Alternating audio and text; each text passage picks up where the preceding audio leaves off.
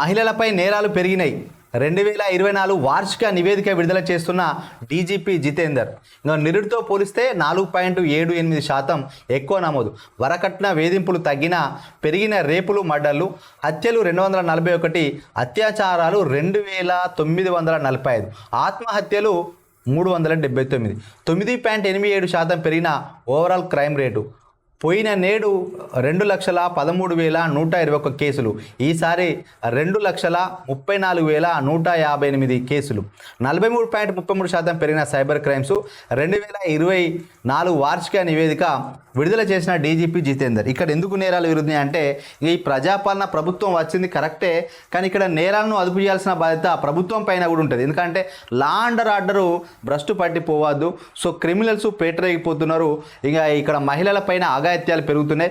మునుపు వాస్తవం చెప్పాలంటే కేసీఆర్ ఉన్నప్పుడు ఆడవాళ్ళని ఎవరన్నా అసభ్యంగా ప్రవర్తిస్తే వాళ్ళ కండుగుడ్లు పీక్ పడేస్తా, ఎన్కౌంటర్ చేస్తా అని చెప్పి కొంత భయం అనేది ఎంతో కొంత భయం ఉండే. కానీ ఈ ప్రభుత్వం వచ్చిన తర్వాత ఈ ముఖ్యమంత్రి గారు అట్లాంటి ఘాటు వ్యాఖ్యలు అయితే మాట్లాడిన సందర్భాలు. ముఖ్యమంత్రి గారు కేవలం మిగిలిన నాయకులను విమర్శించడానికి చేస్తున్నారు. సినిమా యాక్టర్ల పైన చేస్తున్నారు, మూసీ పైన చేస్తున్నారు, హైడ్రా పైన చేస్తున్నారు, ఇంకో వీటిపైన చేస్తున్నారు తప్ప ఈ లా అండ్ ఆర్డర్కి ఎందుకనంటే హోంశాఖ మినిస్టర్ లేడు, హోమ్ మినిస్టర్ లేడు, ముఖ్యమంత్రి గారే హోమ్ మినిస్టర్గా ఉన్నారు. సో లా అండ్ ఆర్డర్ అయితే కొంత తప్పినట్టుగా ఉన్నది.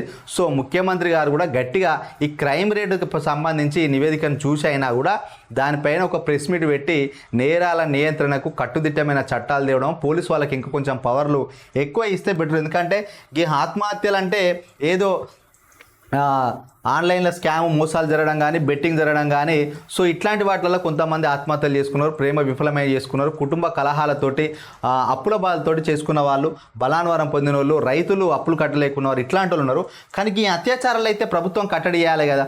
ఎందుకనంటే మరి ఆడవాళ్ళను ఈ విధంగా చేస్తే ఎన్కౌంటర్ చేస్తారు, జీవితకాలం శిక్ష పడుతున్న ఒక భయం అనేది ఈ రోజుల్లో లేకుండా పోయింది. నిర్భయ చట్టాలు వచ్చినా, దిశ లాంటి చట్టాలు వచ్చినా, ఏది వచ్చినా కానీ ఆడపిల్లలపైన అఘాయిత్యాలు పెరుగుతున్నాయి తప్ప ఇంకా తగ్గట్లేదు. మరి దీనిపైన ప్రభుత్వం కట్టడి చేయాలి. రాష్ట్రంలో మహిళలపై నేరాలు పెరిగాయి. వరకట్న వేధింపులు కొంతమేర తగ్గినప్పటికీ హత్యలు, ఆత్మహత్యలు, అత్యాచారాలు పెరిగాయి. మహిళలపై నేరాలు పోయిన ఏడాదితో పోలిస్తే ఈసారి 4.78% ఎక్కువగా నమోదయ్యాయి. పోయిన ఏడాది మొత్తం 19,013 కేసులు నమోదు కాగా ఈసారి 19,922 కేసులు రికార్డయ్యాయి. ఇందులో హత్యలు 241 ఉండగా అత్యాచారాలు 2,945 ఉన్నాయి. ఈ హత్యలైనా మరి క్రైమ్ రేట్ ఎక్కువ ఉన్నట్టే. మరంటే గుండాలు, నేరస్తులను కూడా కట్టడి చేయాలి. ఇంక అత్యాచారాలు అంటే ఇంకా తెలుసు కదా, మహిళల పట్ల కొంతమంది ఆకతాయి యువకులు ఈ విధంగా పేటరేగిపోతున్నారు. ఎక్కడో చోట గ్రామాల్లో కానీ, పట్టణాల్లో కానీ, సిటీలో కానీ ఎక్కడో చోట ఆడవాళ్ళపైన కన్నేయడం, ఒంటరిగా ఉన్న మహిళలపైన, ఎక్కడైనా ట్రావెలింగ్ చేసే వాళ్ళపైన ఇలాంటి అత్యాచారాలు బాగుతున్నాయి. అట్లాంటి వాళ్ళ కాళ్ళు చేతులు తీసేస్తామని చెప్పి భయం పెట్టేయాలి. సో మొత్తానికైతే క్రైమ్ రేట్ పెరిగిందని చెప్పి ఇక్కడ ఇది వార్త. ఇక పోలీసులకు ఏమైంది?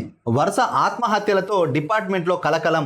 బాధితులకు బాసగాడ నిలవలసిన వాళ్ళే బలాన్మరణం. వ్యక్తిగత సమస్యలు, కుటుంబ కలహాలు, ప్రేమ వ్యవహారాలే కారణం. ఈ నెలలో 8 మంది పోలీసుల సూసైడ్.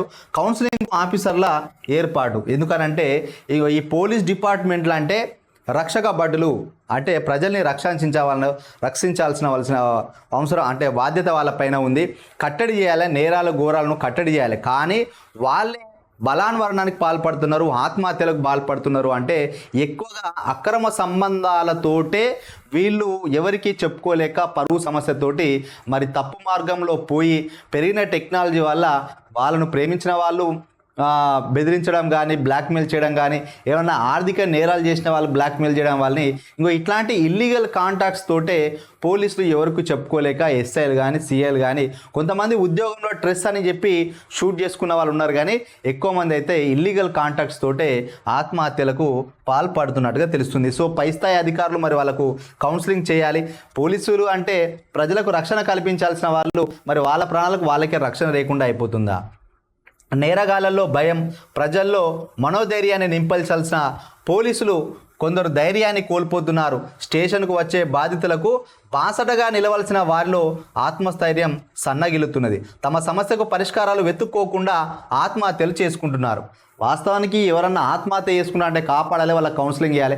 ఇంకెవరన్నా ఆర్థిక ఇబ్బందుల్లో ఉంటే పురుగుల మందు చాయి చనిపో అట్లాంటి వాళ్ళ కౌన్సిలింగ్ ఇచ్చి ప్రాణాలు పోకుండా ఎవరైతే నేరస్తులో వాళ్ళని కట్టడి చేయాల్సింది.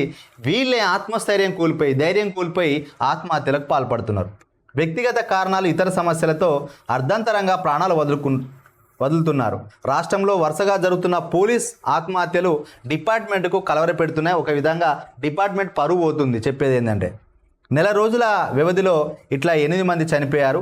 ఇలాంటి ఘటనతో పోలీసు ఉన్నతాధికారులు అప్రమత్తమయ్యారు. ఆత్మహత్యలకు గల కారణాలపైన ఆయా జిల్లా యూనిట్స్ ఉన్నతాధికారుల నుంచి సమగ్ర రిపోర్ట్ సేకరిస్తున్నారు. పోలీస్ సిబ్బందిలో మానసిక స్థైర్యాన్ని నింపేందుకు కౌన్సిలింగ్ సెషన్స్ నిర్వహించేందుకు చర్యలు చేపడుతున్నారు. కీలక బాధ్యతల్లో ఉన్న పోలీస్ కొలువు అంటే స్టేటస్ సింబల్. యూనిఫామ్ సర్వీసెస్లో పోలీస్ డిపార్ట్మెంట్ అత్యంత కీలకమైన వ్యవస్థ. డీజీపీ స్థాయి అధికారి నుంచి హోంగార్డ్ వరకు ప్రజా సంక్షేమం కోసం పాటుపడుతుంటారు. పోలీస్ ఠాణా ప్రాంగణంలో ఉరేసుకొని హెడ్ కానిస్టేబుల్ సూసైడ్. కొందరు తన భర్తకు వివాహేతర సంబంధం అంటగట్టి బ్లాక్మెయిల్ చేశారని సాయికుమార్ భార్య ఆరోపణ. ఇక్కడ భార్య పిల్లలకు విషం ఇచ్చి కానిస్టేబుల్ ఆత్మహత్య. ప్రైవేట్ కంపెనీలో పెట్టుబడితో నష్టపోయిన బాలకృష్ణ అప్పులు పెరగడంతో సిద్దిపేటలో సూసైడ్. మొన్న మధ్య ఒక ఎస్ఐ, ఒక మహిళా కానిస్టేబుల్, ఇంకో రైటరు ముగ్గురు కలిసి చెరువులో దూకి ఆత్మహత్య చేసుకున్నారు. ఒకరిదే అది ట్రయాంగిల్ లవ్ స్టోరీయా అనేది కూడా ఒక క్వశ్చన్ మార్కు. అక్కడ ఉన్న ఎస్పీ గారు పోస్ట్ మార్టం తర్వాత పూర్తి వివరాలు వెల్లడిస్తా అని చెప్పిండు. సో కొన్ని డిపార్ట్మెంట్లలో అంటే మనకు తెలిసిన బయట సమాచారం ఎట్లుంటుందంటే కొత్తగా ఎస్ఐ అయిన వాళ్ళు ఎన్నో ఆశలు పెట్టుకొని ఎస్ఐ అవుతారు. ఆ టైంలో అక్కడో ఇక్కడో ఎవరో పరిచయం అయితే వాళ్ళతోటి కొంత ఫ్రెండ్షిప్ చేయడమో, లవ్ చేయడమో, వాళ్ళతో శారీరక సంబంధాలు పెట్టుకోవడమో, దాన్ని కొనసాగిస్తూ ఇంకోళ్ళతో మళ్ళీ పెళ్లి చేసుకునే సందర్భంలో వీళ్ళు వచ్చి గొడవలు చేయడం, డబ్బులు డిమాండ్ చేయడం, ఇట్లాంటి గతంలో జరిగినాయి. ఇట్లా జరుగుతున్నాయి.